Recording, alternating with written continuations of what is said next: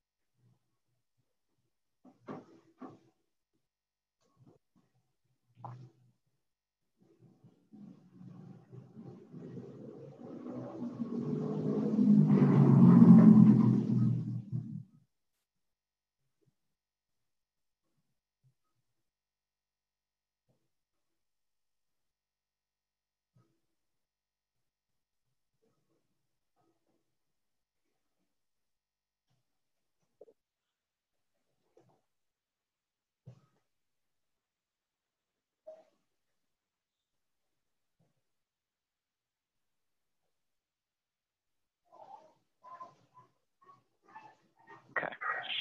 So without further delay, we'll probably have a few more people who will join us in just a moment. We're going to go ahead and kick this off. Again, this is Scott Rencher. I am from Collaborata, and I want to appreciate everybody who is logged in. Thank you for attending. This webinar will be about 20 minutes, and there will be a bit of Q&A at the end. At the bottom of your screen, you should have a Q&A box.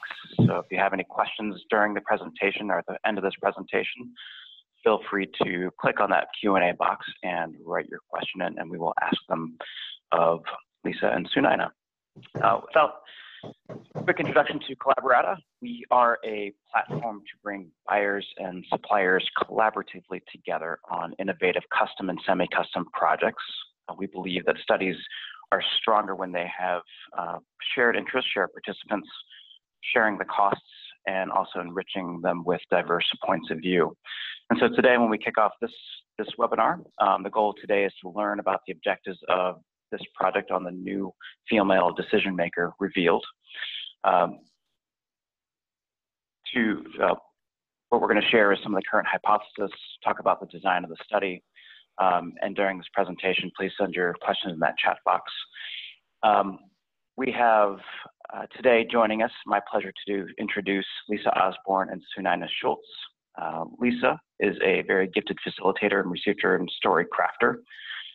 She started on the supply side as a research manager at GFK and then spent several years on the client side with General Mills and Starbucks, and now is the Catalyst Maestro and COO of Ignite 360.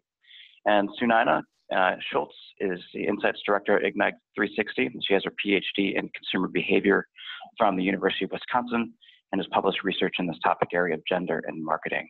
Without further ado, let me introduce to you Lisa and Sunayana. Great, thank you. I appreciate the introduction, and thanks to all of those who are joining in and listening in to our webinar today. We'll dive right into the topic and why we are proposing this research. But first, just a bit about Ignite 360 and who we are. We're an insights and strategy firm, and we're focused on building empathy connections for our clients with their customers and consumers. And we do have a strength in terms of core capability around qualitative research and insights gathering. We consider ourselves to be qualitative experts and story crafting champions. And we're also a virtual organization. So we're virtual. We have a presence here in the United States, home base in San Francisco, but offices across the country. And then we also have a global presence with staff in Spain. As I mentioned, qualitative is our core competency, but we're very adept at integration of qual and quant together. So we have quantitative partners that we work with quite often and bring both disciplines, qual learning and quant data together to drive action for our clients. And we also have experience across many sectors. When we talk about ourselves, we talk about insights and strategy is what we do, but inspiration is what we deliver. It's all about that action that we're able to inspire with our clients. Just a smattering of partners who we work with frequently. I mentioned we work across sectors, and so represented here in our client base, retail, consumer packaged goods, as well as some business to business, finance, travel, and entertainment. We also work in technology with clients such as Facebook and Microsoft.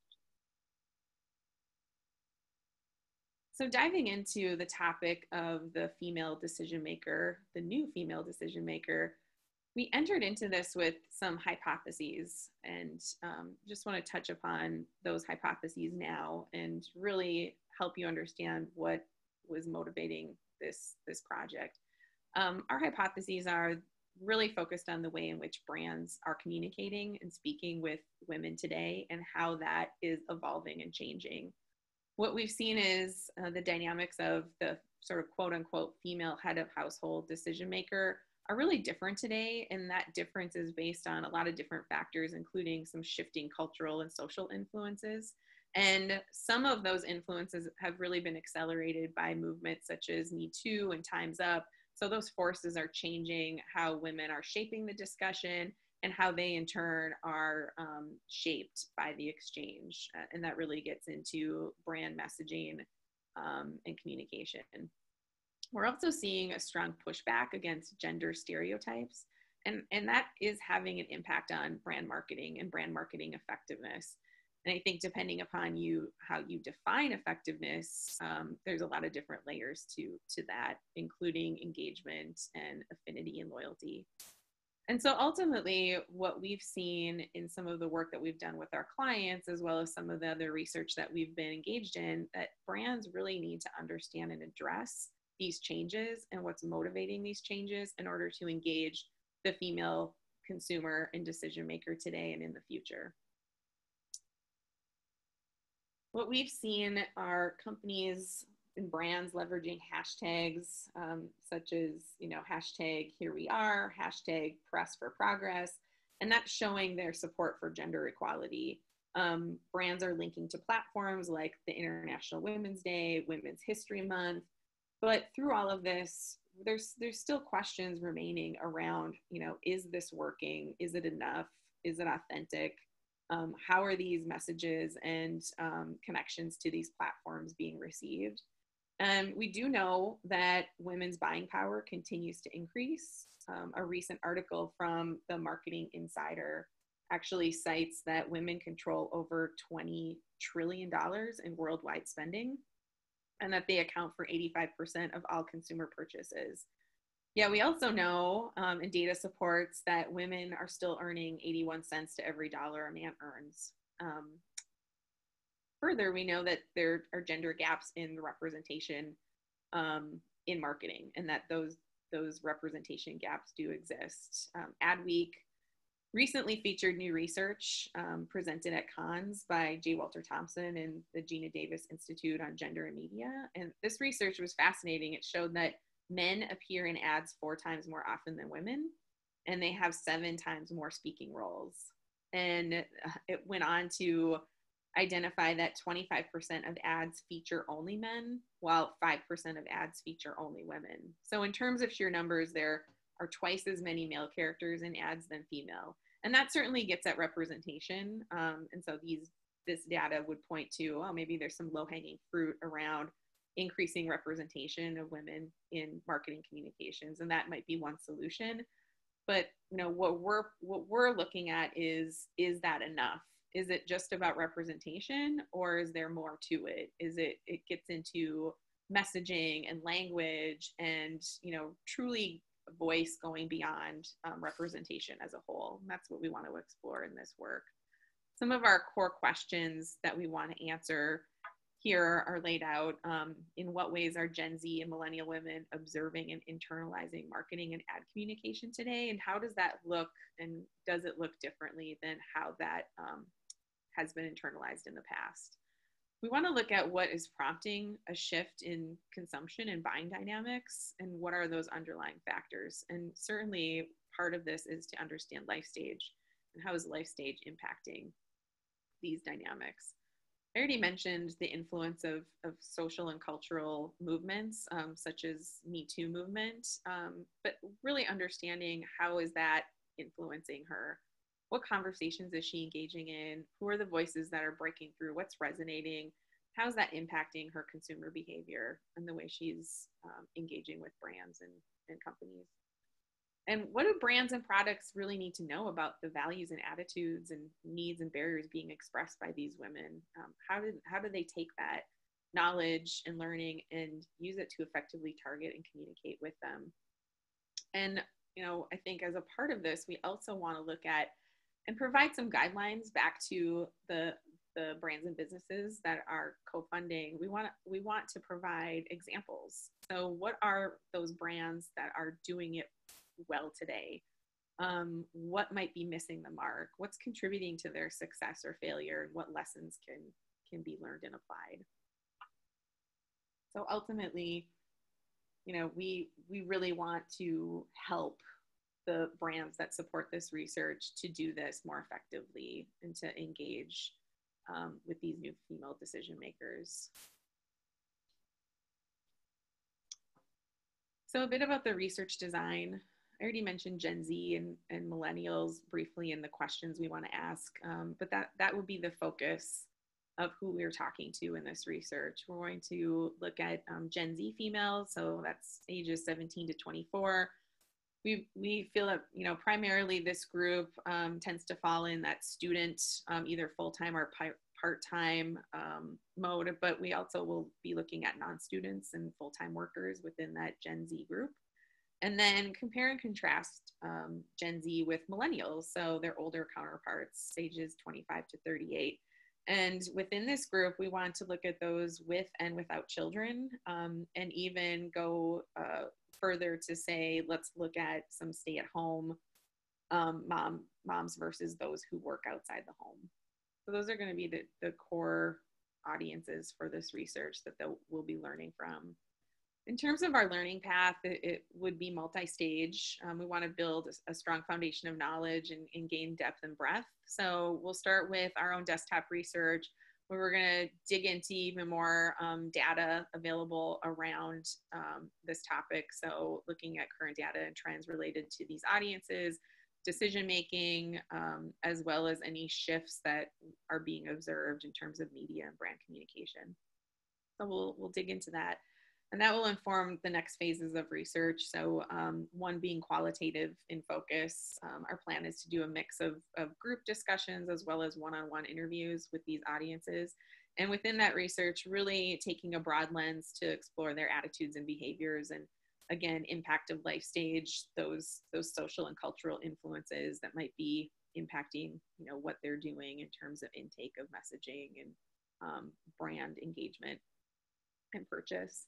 And then that learning will be helping to guide the third phase, which is a quantitative survey. So taking some of the inputs and learning from the previous phases into a survey that we conduct with the rep sample of Gen Z and millennial women to quantify those beliefs and attitudes related to brand marketing and messaging. We also accounted for up to 6 categories that we could include here and go a bit deeper.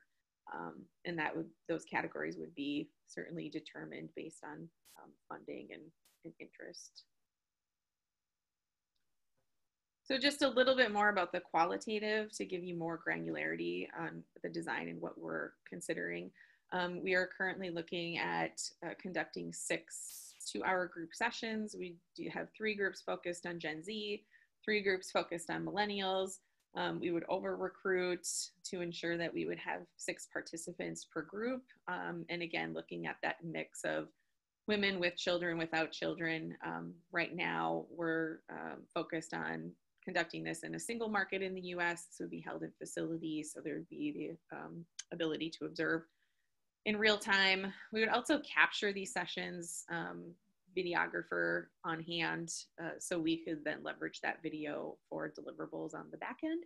And the plan would be to do some pre-activity, pre-journaling with our recruited participants to really start to dive into that topic and have them bring their thoughts and maybe even some examples forward into those group discussions. And we would conduct that along with 12 90-minute online video one-on-one interviews, again, splitting the sample between our 2 target audiences. Also conducting some pre-work similar to the group pre-work, and using our Zoom platform, which is what we're using here today, to conduct those video interviews. And that would all be captured on video that we could use as well. Quantitative phase, we are looking at a 20-minute survey, so a pretty robust survey with 1,000 total sample size.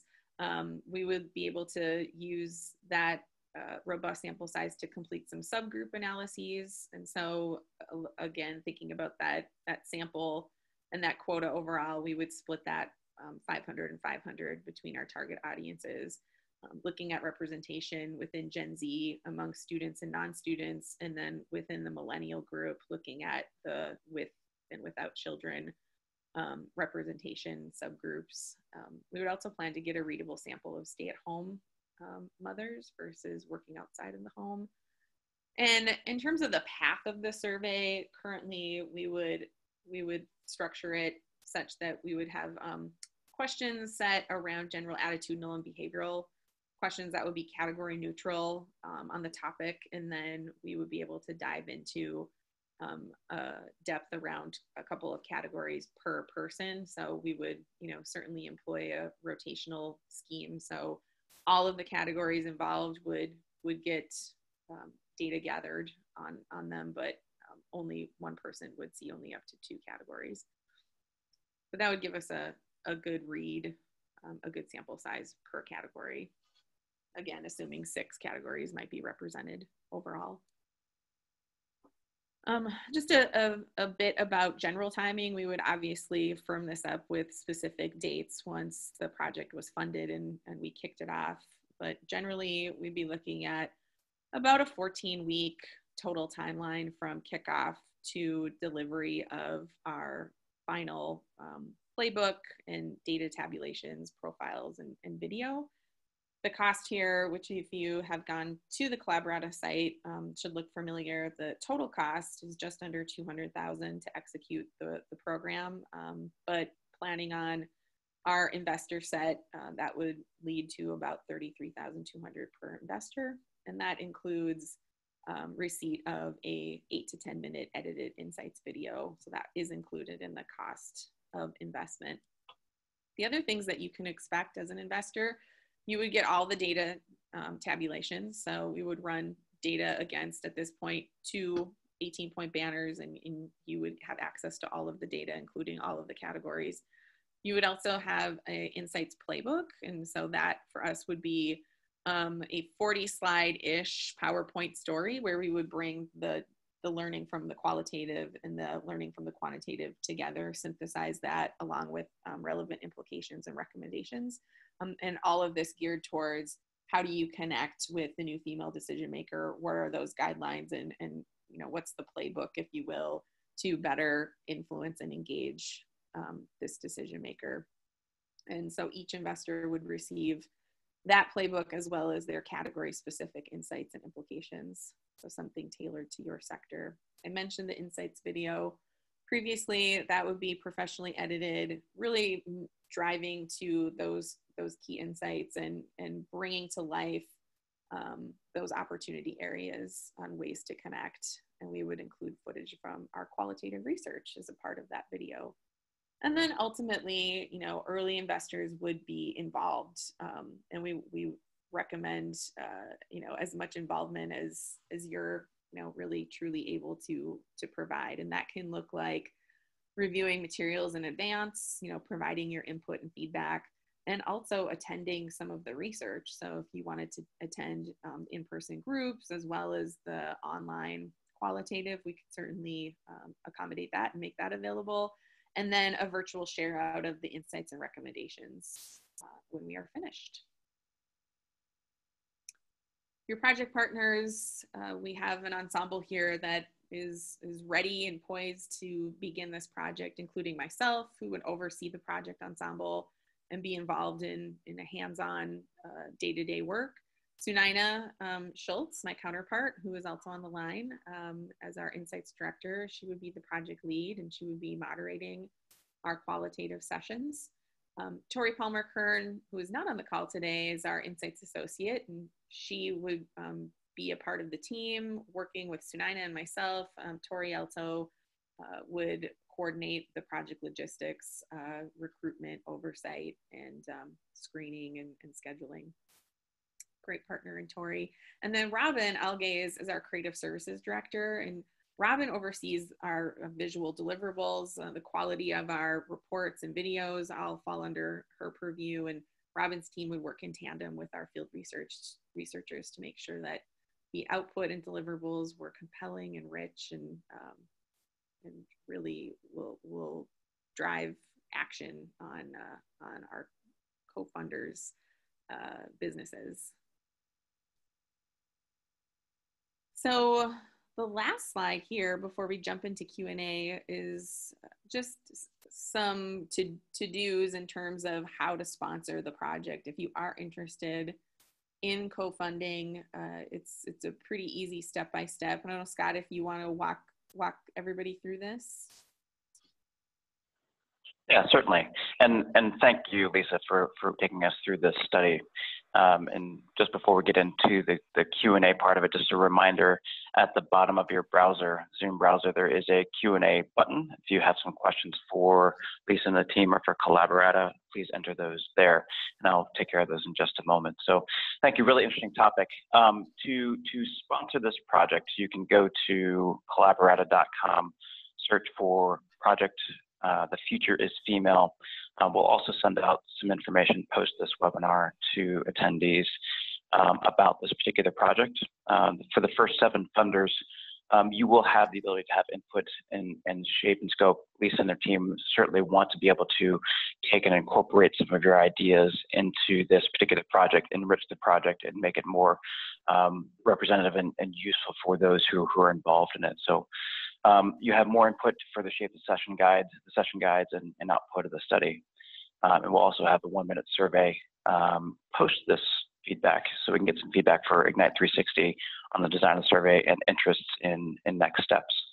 So you can go to collaborata.com, browse female is future, Future is Female project, and then click on Fund This Project, or you can email us at info@collaborata.com to contact you and talk about next steps. So without further ado, I'm going to go switch over to some of the questions that we have. We've got a few that are out there. So Lisa, for you, as you set out to put this study together, looking at this new female consumer, are you expecting any surprises, and how can you ensure that you'll uncover some new insights? Interesting. Yeah, I mean, I think any good research effort and insights journey, you are expecting surprises. You are surprised. And I think that is about the balancing of certainly starting with some solid hypotheses. I think great research always starts with hypotheses, and we've talked about some of those here today. And not necessarily taking a confirm or validate approach to those hypotheses. That's not something that we want to do. We really want to be open and broad in our discovery So hence the phased approach, where we do begin with a slightly broader lens of really understanding who these consumers are in their day-to-day lives. What are their values? What are the things that are resonating and connecting with them?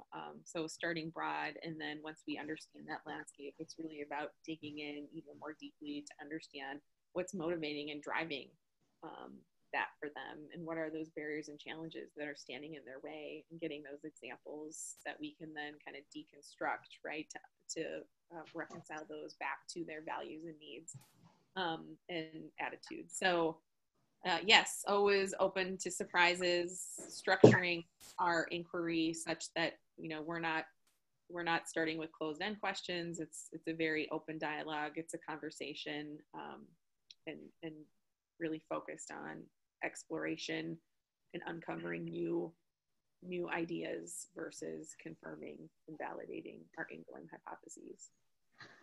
If I could just add something just to build on that really quickly, especially in this context of gender, I think we are really at a place culturally where we need a discovery-oriented research approach.